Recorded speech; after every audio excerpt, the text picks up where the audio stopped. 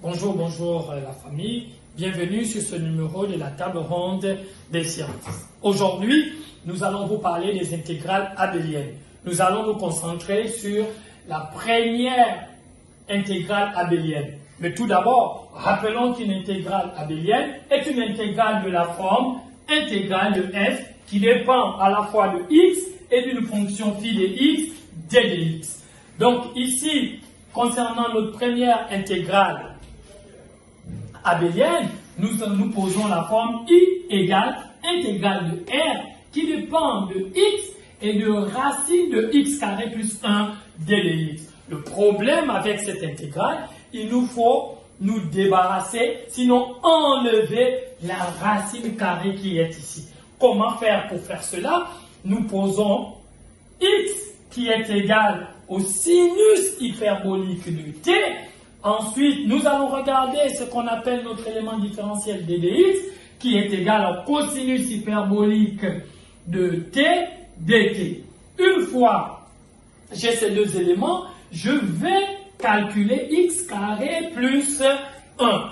Pour ce faire, je regarde x carré plus 1 égale. Je viens remplacer x par le sinus hyperbolique de t, qui n'est rien d'autre égal qu'à l'exponentielle de t moins exponentielle de moins t sur 2, le tout que j'élève au carré, plus 1. Ensuite, je n'ai besoin que de faire le développement de cette expression. Et là, ça va me donner exponentielle de 2t plus 2 plus exponentielle de moins 2t, le tout sur 4. En fait, comment vient le 2 ici? Ici, je prends ce 2, quand je vais l'élever au carré, ça va faire 4. Quand je réduirai au même dénominateur, ça va me faire 4 ici. Mais moins le 2 qui sera ici, ça va finalement me donner le plus 2. Quand j'ai cette expression-là, il me suffit seulement de factoriser cela par une identité remarquable assez simple. Et là, je trouve exponentielle de t plus exponentielle de moins t, le tout sur 2, que j'ai élevé le tout au carré. Je m'aperçois finalement qu'ici, il s'agit d'une définition connue du cosinus hyperbolique de t que j'ai élevé au carré. Maintenant que j'ai tout cela, je viens alors remplacer. Quand je reviens sur mon i du départ, je dis donc ça va faire l'intégrale de r. Je remplace x par le sinus de t. Je remplace x carré plus 1 par sa valeur de cosinus hyperbolique de t, le tout au carré, avec la racine carrée. Donc, ça va, la racine carrée et le carré vont disparaître pour me laisser rien que cosinus hyperbolique de t. Ensuite, dx, je viens remplacer par l'élément différentiel qui n'est rien d'autre que le cosinus hyperbolique de t dt. Quand j'ai cette expression-là, une fois arrivé à cette expression, il ne me reste plus qu'à utiliser les règles de Bioch pour pouvoir faire cette intégration.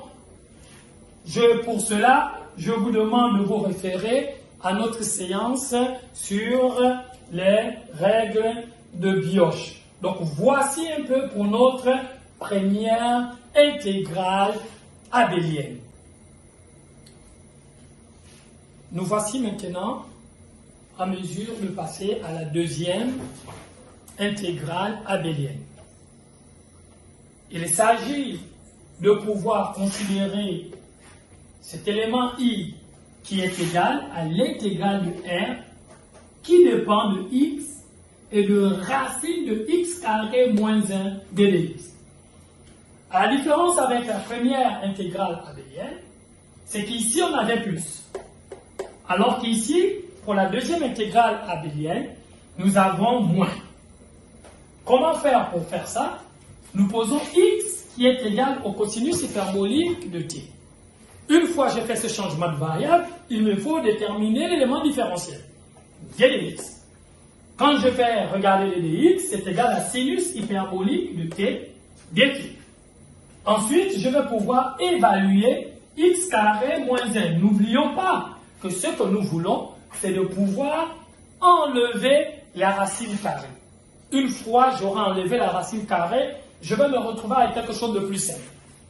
Donc, je vais évaluer x carré moins 1. Quand j'évalue x carré moins 1, je viens remplacer x par sa valeur, qui n'est rien d'autre égal qu'au cosinus hyperbolique de t. Cosinus hyperbolique de t, on rappelle sa définition. C'est exponentielle de t, plus exponentielle de moins t, le tout sur 2. Que je vais élever le tout au carré moins 1. Quand je fais ça, je n'ai besoin que d'utiliser des identités remarquables pour développer cette expression. Quand j'utilise l'identité remarquable, de a plus b le tout au carré, je m'aperçois que j'aurai celui-là comme résultat, c'est-à-dire exponentielle de 2t moins 2 plus exponentielle de moins 2t, le tout sur 4. Comment vient le moins 2 ici? C'est parce que quand j'ai développé ça, j'ai le 4 qui sera en bas. Et donc, j'aurai moins 4 quand je vais réduire au même dénominateur ici. Et avec le 2 qui viendra ici, j'aurai donc plus de moins 4, ce qui va me donner moins 2. Une fois que je suis arrivé à cette étape, je m'aperçois que j'ai encore mon identité remarquable. Donc, je vais refactoriser ce terme.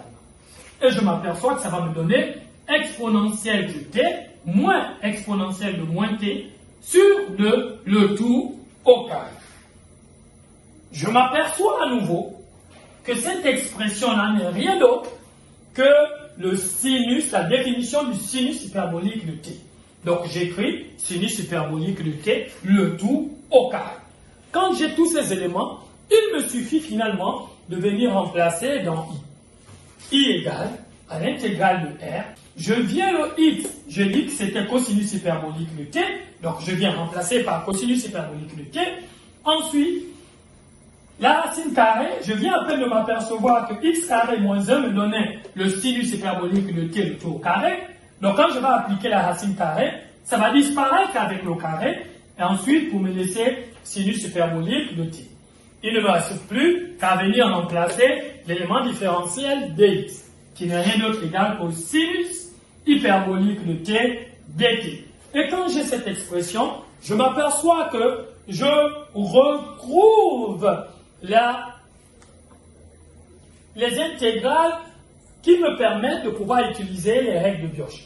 Donc, pour résoudre finalement l'intégrale obtenue, il me suffit d'utiliser les règles de Bioch, dont nous vous demandons de regarder nos vidéos sur le rappel des règles de Bioch. Ok, nous voici finalement à notre troisième intégrale abélienne. Donc, qu'est-ce que c'est cette intégrale abélienne?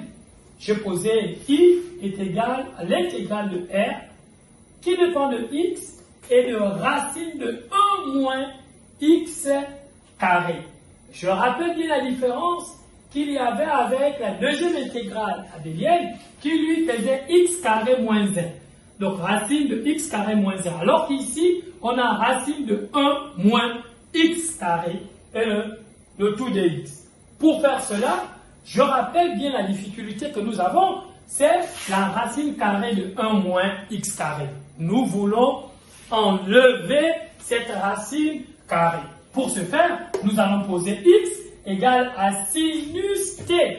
Ensuite, je vais regarder l'élément différentiel dx qui est égal à cosinus t dt. Quand j'ai ça, je me souviens d'une formule trigonométrique qui me dit le sinus carré d'un angle, ici il s'agit de t, plus le cosinus carré du même angle qui est t, est égal à 1.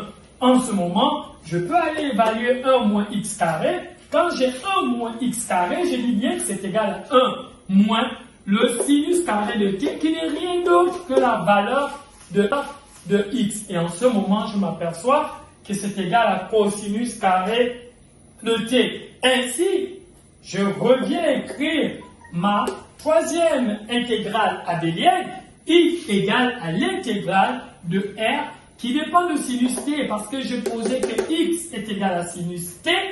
Ensuite, à la racine carrée du cosinus carré de t. Mais nous savons très bien que la racine carrée du carré d'un nombre donne la valeur absolue de ce nombre. Donc voici pourquoi ici nous avons la valeur absolue de cosinus t, le tout que je viens faire cosinus t dt qui vient de l'élément différentiel dx qui est juste là, cosinus t dt. Quand j'arrive à cette intégrale, je m'aperçois que j'ai une forme d'intégrale qui me fait intervenir les règles de Biot, car R ici est une fraction rationnelle et qui est fonction de sinus et de cosinus.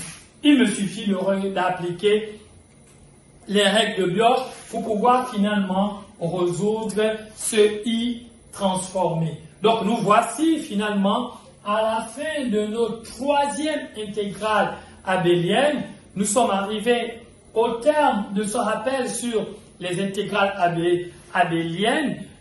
Nous vous disons donc à une prochaine vidéo. Toutefois, n'oubliez pas de faire des commentaires, de pouvoir vous abonner.